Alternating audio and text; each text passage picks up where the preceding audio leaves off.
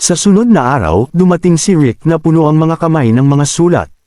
Na nagsasabi kay Logan na tingnan ang dami ng mga mensahe na natanggap nila. Ipinapalam kay Logan na ipinadala ito ng mga maharlika dahil nais nilang makipagkita kay Logan pagkatapos ng seremonya ng pagpapangalan. Gayunpaman, hindi interesado si Logan sa kanila. Sinabi kay Rick na iwanan ang mga ito sa kanyang silid dahil tatanggihan niya silang lahat. At hindi maintindihan ni Rick kung bakit. Sinabi ni Logan sa kanya na kailangan nilang bumalik sa kanilang fifth, at iniisip na malapit ng sumiklab ang digmaang sibil.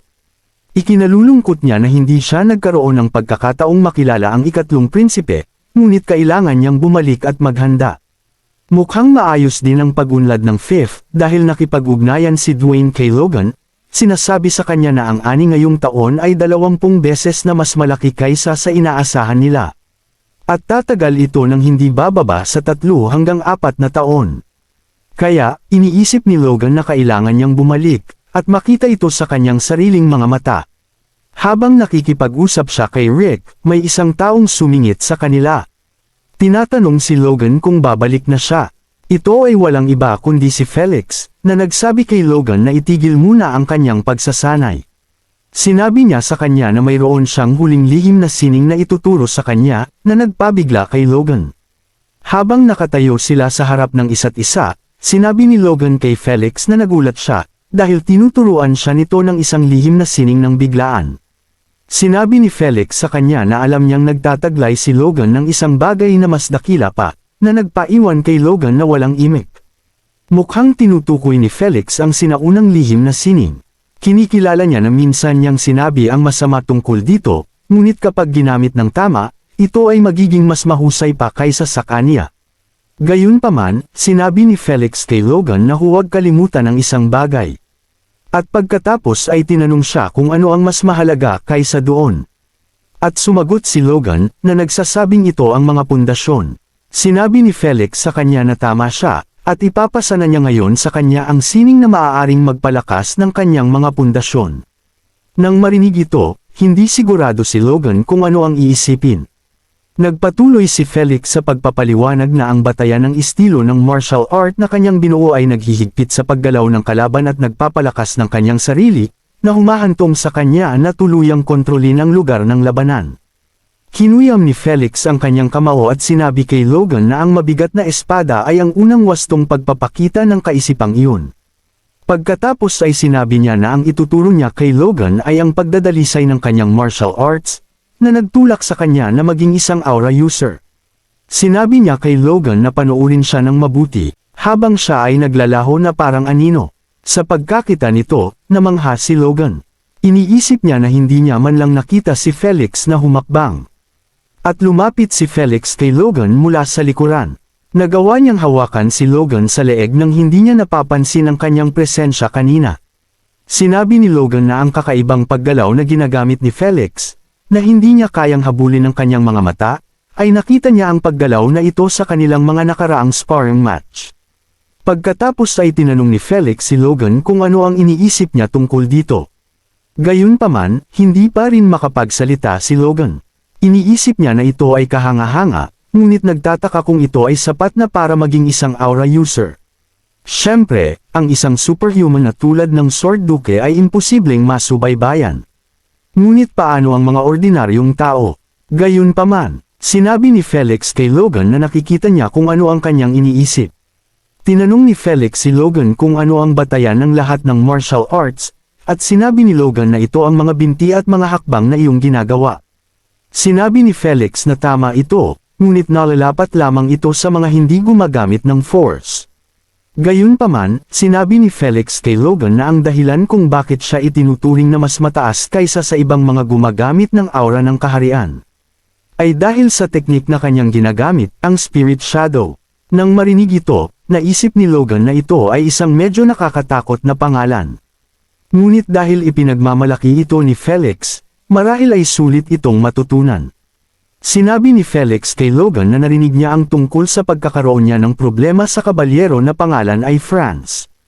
Pagkatapos ay gumawa siya ng isang nakakatawa at sarkastikong pose sa kanyang mukha at sinabi na hindi ito mangyayari kung natutunan ni Logan ang teknik na ito. Tinanong ni Felix si Logan kung gusto niyang matutunan ang teknik. At walang kahit isang senyales ng pag-aalinlangan sa mukha ni Logan. Itinuturo ni Felix kay Logan kung paano gamitin ang teknik. Sinasabi sa kanya na kailangan niyang gumawa ng mas magaan na mga hakbang, at ang kanyang mga sakong ay dapat lamang humawak sa lupa sa sandaling siya ay tumalon. Habang iniisip din na mayroong kahangahangang talento si Logan, hindi lang niya halos ginaya ang paggalaw sa loob lamang ng ilang oras. Ngunit ini-internalize din niya ito na parang matututunan niya ito ng buo. Masaya si Felix na makita na ang mga dekada na ginugol sa paghihintay para sa isang taong makakakuha ng teknik ay sa wakas ay nabayaran ng makilala si Logan. Pagkatapos ay sumigaw siya kay Logan, sinasabi sa kanya na mabagal pa rin siya. At kailangan niyang gumawa ng mas magaan na mga paggalaw at gawing mas malakas ang kanyang force. Ginagawa niya ito dahil iniisip niya na ang labis na papuri sa isang henyo ay lason. At iniisip pa rin ni Logan ang kanyang sarili bilang hindi sapat, bagaman ang kaunting pagpapakumbaba ay hindi masama. Pagkatapos ng ilang oras ng pagsasanay, sinabi ni Felix kay Logan na dapat siyang tumigil. Sinabi niya sa kanya na mahusay ang kanyang ginawa, at kailangan niyang mas magsanay ng mabuti upang mai-internalize ang paggalaw. Pagkatapos ay nakita niya ang ekspresyon sa mukha ni Logan, at tinanong siya kung ano ang problema. Sinabi ni Logan na ito ay tiyak na isang kahangahangang paggalaw, at nararamdaman niya na gumagalaw na siya ng 2 beses na mas mabilis kaysa sa kanyang paggalaw dati. Pero parang hindi ito paraan na ginawa ng isang kabalyero, parang ibang bagay ito. Tinapos ni Felix ang iniisip ni Logan, at sinabi sa kanya na marahil ito ay isang teknik ng mamamatay tao. Ayaw magsalita ni Logan, ngunit malinaw kay Felix na ito ang kanyang iniisip. Sinabi ni Felix kay Logan na hindi siya lubos na nagkakamali. Sinabi niya kay Logan na noong prinsipe pa lamang ang hari, ginawa niyang bagong kabalyero si Felix at personal niyang tagapagbantay. Ang kanyang kamahalan ay laging may maraming kaaway, kahit bago pa siya umakyat sa trono. Marami siyang naranasang kakila-kilabot na mahirap sabihin.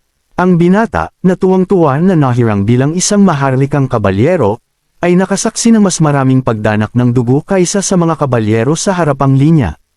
Iyon ay upang protektahan ang isang tao laban sa isang pangkat na sumusugod sa kanila. Ang binata ay patuloy na nag-isip, higit pa sa ibang mga mamamatay tao, na kailangan niyang kumilos ng mas mabilis at mas palihim. Kailangan niya ng isang martial art na kayang kontrolin ang espasyo sa isang hiwa lamang. Iyon ang magiging solusyon. Sinabi ni Felix kay Logan na noong natutunan niya ang Spirit Shadow, naramdaman niya na medyo naabot niya ang layuning iyon. Iyon ay noong sa wakas ay nagawa niyang gisingin ang kanyang aura. Sinabi niya kay Logan na huwag maging mayabang dahil lamang sa naiintindihan niya ang teorya, at sanayin ang kanyang buong buhay sa espada. Sinabi ni Logan na naiintindihan niya, at pagkatapos ay yumuko siya sa harap ng kanyang master. Iniisip niya na ito ang landas na tinahak ng pinakadakilang swordsman sa kaharian upang maging isang superhuman. Nagpatuloy si Felix, sinabi niya na may isa pang dahilan kung bakit niya tinawag si Logan dito bago siya umalis. Sinabi niya kay Logan na nais siyang makita ng ikatlong prinsipe. Sa gabi, tila ginagamit ni Felix at Logan ang bagong natutunang teknik upang mabilis at malayang makagalaw sa bayan, at patungo sa palasyo. Tinanong ni Logan si Felix kung ang paglalakbay sa ganitong paraan ang dahilan kung bakit niya itinuro sa kanya ang Spirit Shadow. At sumagot si Felix na bahagi nga iyon nito. Pagkatapos ay bumaba sila sa lupa, at sinabi ni Felix na nakarating na sila. Tila ang kanilang destinasyon ay isang abandonadong bahay sa kakahuyan. Habang pumapasok sila sa lugar, tumingin-tingin si Logan.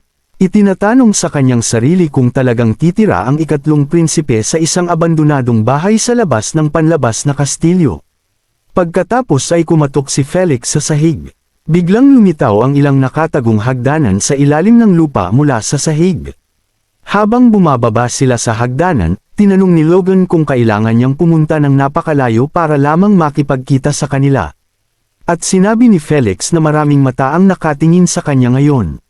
Bukod doon, nakikipagkita siya sa estudyante ng Sword Duke.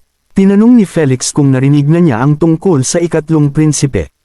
At hindi sigurado si Logan kung ano ang sasabihin. Sinabi niya kay Felix na nakarinig siya ng mga tsismis tungkol sa ikatlong prinsipe bilang ang tanging karapat-dapat na maging hari. At sinabi ni Felix sa kanya na huwag kailanman sabihin ang mga bagay na iyon sa publiko. Maaari itong magdulot ng mga problema para sa lahat. Sa dulo ng hagdanan, kumatok si Felix sa isang pinto. Pagkatapos ay sinabi niya ang kanyang presensya, na nakakuha ng atensyon ng lalaki sa loob. Sinabi ng lalaki sa kanila na pumasok, at binuksan ni Felix ang pinto. Inalis nila ang kanilang mga hood, at sinabi ni Felix na matagal ng panahon, at masaya siyang makita ang prinsipe. Sinabi rin ng prinsipe na masaya siyang makita muli, at pagkatapos ay kinilala niya ang presensya ni Logan. May maliwanag na ngiti sa kanyang mukha, tinanong niya kung siya ang estudyante ng duke. Pumunta si Logan sa harap ng kanyang master, at si Felix ay may seryosong ekspresyon sa kanyang mukha. Lumuhod si Logan, at formal na binati ang ikatlong prinsipe, sinasabing isang karangalan ang makipagkita sa kanya. Habang nangyayari ito, iniisip ni Logan na sa wakas ay makikita niya mismo. Makikita niya kung talagang karapat-dapat maging hari ang ikatlong prinsipe. Sunod, tila nag-e-enjoy ang tatlong lalaki sa tasa ng kape. At tinanong ng prinsipe si Logan kung paano siya nagawang maging mataas na ranggong kabalyero sa kanyang edad. Sinasabing ito ay isang kahangahangang tagumpay. At sumagot si Logan sa pamamagitan ng pagsasabi sa prinsipe na labis siyang pinupuri. At nakakuha lamang siya ng isang maliit na pananaw mula sa pagkakaroon ng isang mahusay na master. Sinabi ng prinsipe kay Logan na dahil ang maliit na pananaw na ito ay nagdala sa kanya ng ganito kalayo. Tiyak na nakatakda siya para sa mas dakilang mga bagay. Mga bagay na higit pa sa isang taong karaniwan tulad niya, na nagpatalsak kay Logan ng kanyang kape. Sinasabi sa prinsipe na wala siyang intensyon na magpakita ng kawalang galang. At sinabi ng prinsipe kay Logan na siya ay nakikipagbiruan lamang sa kanya. Pagkatapos ay sinabi niya kay Logan na narinig niya ang kanyang mga kwento, hindi lamang kung gaano siya kahusay sa labanan, kundi pati na rin kung paano nagawang iligtas ni Logan ang kanyang humihinang pamilya at palawakin pa ang kanilang impluensya. Sinabi niya kay Logan na siya ay tunay na isang individual na karapat-dapat tawaging bayani, at nagpasalamat si Logan sa prinsipe para sa kanyang mga papuri. Habang iniisip din niya na alam ng prinsipe kung ano ang nangyayari sa labas, na itinuturing ng karamihan sa mga maharlika na hindi mahalaga. Tumingin si Logan kay Felix na umiiling-iling, na nagpapahiwatig kay Logan na hindi siya ang nagsabi sa prinsipe tungkol sa mga pangyayaring ito.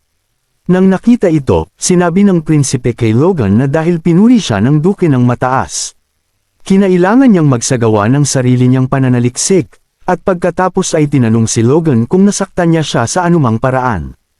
Sinabi ni Logan sa prinsipe na hindi iyon ang kaso, at sinabi na nagpapasalamat siya sa kanyang malalim na interes. Habang nakatingin sa prinsipe, iniisip ni Logan na inaasahan niyang medyo mas mahusay siya kaysa sa iba. Ngunit maaaring higaitan niya ang kanyang mga inaasahan. Pagkatapos ay sinabi ng prinsipe kay Logan na dapat silang dumiretso sa punto. Sinabi niya kay Logan na maaaring hindi niya alam ang katotohanan ito. Ngunit ang kapalaran ng bansa ay nasa panganib ngayon, dahil hinati ng mga maharlika ang bansa sa dalawa, at naglalaban na ngayon upang kainin ang kabilang kalahati. Sinabi niya na sa ngayon, wala pang malinaw na pisikal na mga labanan, ngunit ang sitwasyon ay isang nagbabadyang bomba. Sinabi ng prinsipe kay Felix at Logan na ang dalawang hanggal na iyon, na walang pakialam sa mga karaniwang tao, ay ang lason na papatay sa kanila. Iyon ang dahilan kung bakit kailangan niya ng mga taong may talento. Kailangan niya ng kapangyarihan upang itaboy ang mga linta na sumisipsip sa bansa. Nang marinig ito, si Felix ay natigilan.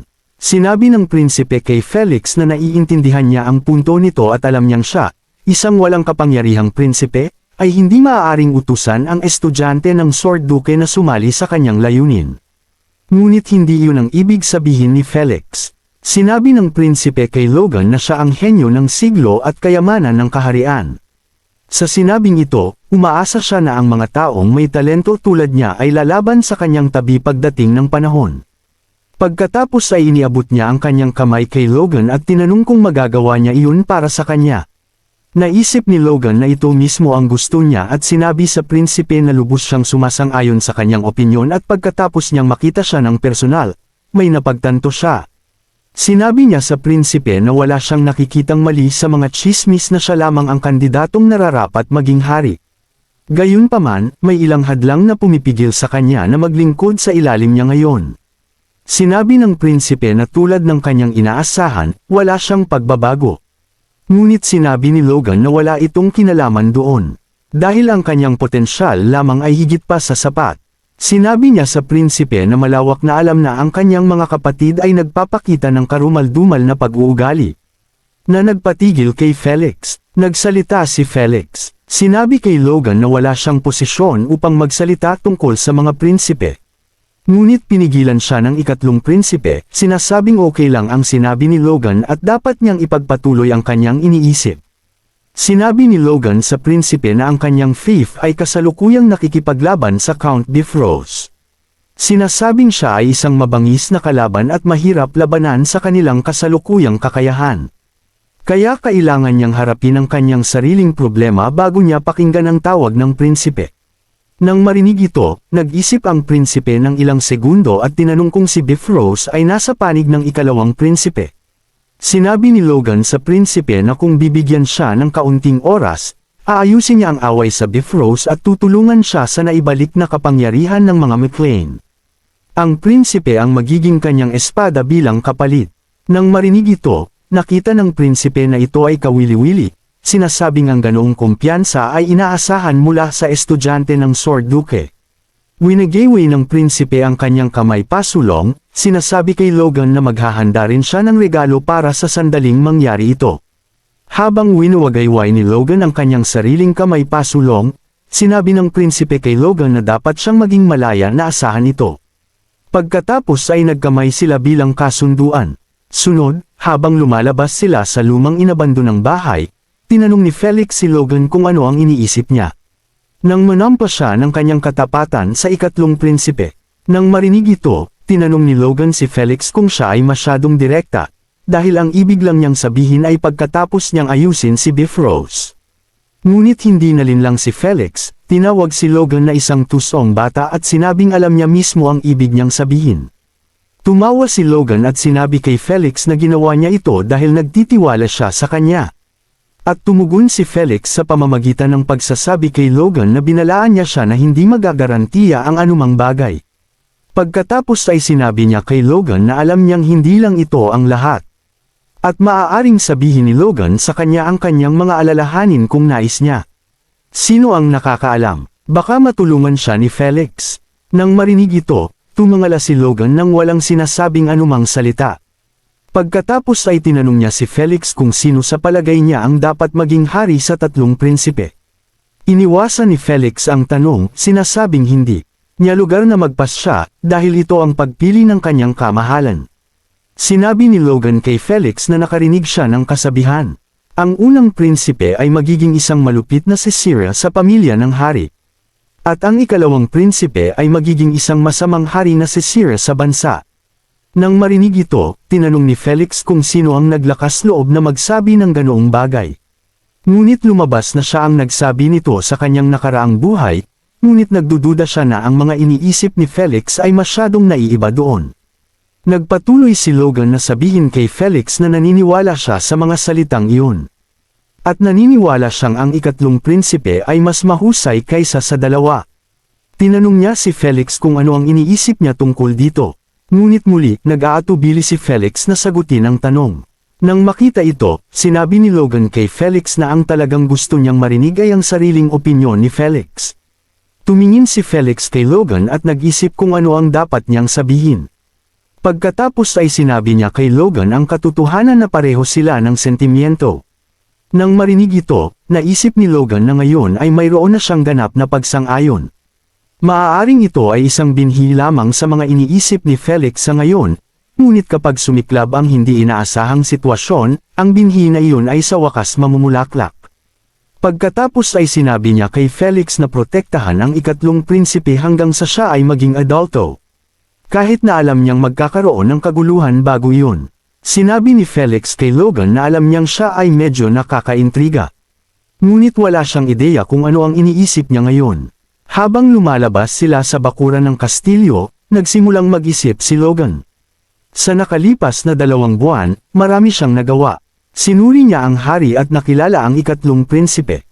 Nagkaroon siya ng kalakalan sa mga network mula sa Kairos at nakatanggap ng pangako ng kooperasyon. Dapat nitong gawing mas madali ang kanyang pagkuha ng mga supply para sa digmaang sibil. Kaya, iniisip ni Logan na oras na para bumalik siya sa McLean. At ito mismo ang ginagawa niya. Sunod, nakikita natin ang isang karwahe na may 4 na kabayo at mga kabalyero sa mga gilid na nagpoprotekta dito. Habang naglalakad sa mga bukid, sinabi ni Henderson na ang biyahe na ito ay kapakipakinabang sa kanila dahil inilaan nila ang kanilang oras at pera sa pagsasanay. Sinabi rin ng kanyang kasama na nagkaroon pa sila ng pagkakataon na makipaglaban sa mga kabalyero ng Sword Duke. Kaya sulit na samahan si Logan sa biyahe na ito. Gayunpaman, sinabi niya na ang pinakamalaking pakinabang mula sa ekspedisyon na ito ay dapat iyon, tawag dito ng sundalo, at sumang-ayon si Henderson. Lumilitaw na tinutukoy nila ang pagpapakasal ni Logan. Pinag-usapan nila ang bagay dahil hindi kailanman maniniwala si Henderson na makikita ni Logan ang kanyang kapareha sa kabisera. At sinabi ng kabalyero na nakarinig siya ng mga chismis na napagdesisyonan ito ni Logan mula sa kanilang unang date. Pagkatapos ay tinanong nila kung ano ang labis na gusto ni Logan sa kanya. Naririnig ito ni Logan. Sinagot niya ang tanong na ito, na siyang kapangyarihan at kakayahan sa pakikipaglaban ni Eileen. Tiningnan ni Logan ang kanyang bagong kasintahan. Iniisip niya na dinadala niya ito para gamitin bilang isang kabalyero, ngunit ito ay isang kasunduan pa lamang sa papel. Dahil dito, nahirapan siyang kumbansihin ang kanyang ama. Tila nag-aalala talaga siya tungkol sa kanyang matamis na maliit na anak na babae na maging isang kabalyero, at ang katotohanan na kukunin siya ni Logan kinabukasan pagkatapos nilang mag-usap. Pagkatapos ay napagpasyahan niya na kung hahawakan ni Logan siya sa anumang paraan bago ang kasal. Personal niyang pupugutan ng ulo si Logan. Hiniling ni Eileen kay Logan na tuparin ang kanyang pangako sa kanya. Ngunit tinanong ni Logan kung ano ang tinutukoy niya. Sinabi ni Eileen kay Logan na hindi siya maaaring umalis ng walang resulta pagkatapos niyang maglakbay ng ganito kalayo. Kaya dapat tuparin ni Logan ang kanyang pangako sa kanya. Nang makita ito, tumingin si Logan kay Eileen na ngayon ay nakakuyom ang kanyang palda. Napagtanto niya na ito ang pakiramdam ng pag-alis sa lugar kung saan ka nanirahan buong buhay mo. Sinabi niya sa kanya na tutuparin niya ang kanyang pangako anuman ang mangyari. Sinabi ni Eileen na umaasa siyang makarating sila agad. At habang papalapit sila sa mga tarangkahan ng kastilyo ng McLean, sumang-ayon si Logan kay Eileen. Sa loob, nakatayo sina Logan at Eileen sa harap ng iba pang miyembro ng pamilya. At sinabi ni Logan na nakabalik na siya. Gayunpaman, tila hindi sila gaanong nagmamalasakit sa pagbabalik ni Logan. Habang mas nagmamalasakit sila sa katotohanan na nagdala siya ng isang babae.